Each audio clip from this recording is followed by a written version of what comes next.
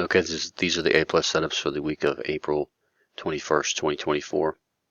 So on Monday we had an exhaustion into, I think it was a bias changing zone. It was an intraday bias changing zone, I think, and it was with the bigger pattern of potential buying by long-term buyers that had started on Friday. So it had the larger pattern with it. It was good exhaustion into a good zone. And the next one, let's see, that was Monday. On Tuesday, there really wasn't anything A plus in terms of an exhaustion setup. There was this little exhaustion here into the VWAP after sort of a confirmed pullback situation, but not the kind of A plus setup I'm looking for, although an interesting setup.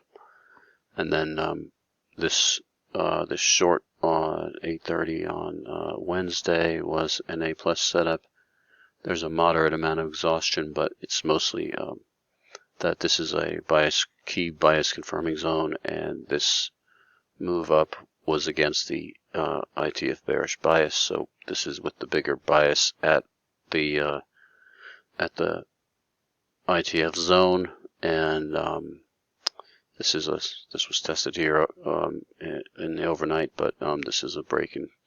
This is resistance until broken kind of zone, and so this was an A plus setup.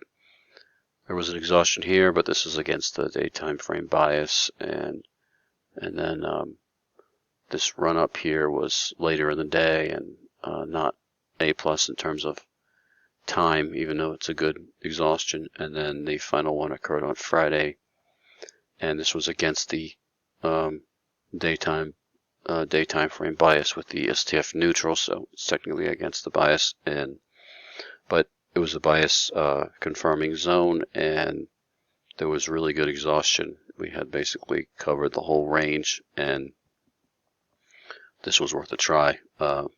It got a scale and then got stopped. And then over here, there's sort of a much more complicated market read of lack of initiative selling and testing the zone again after not being able to stay below it.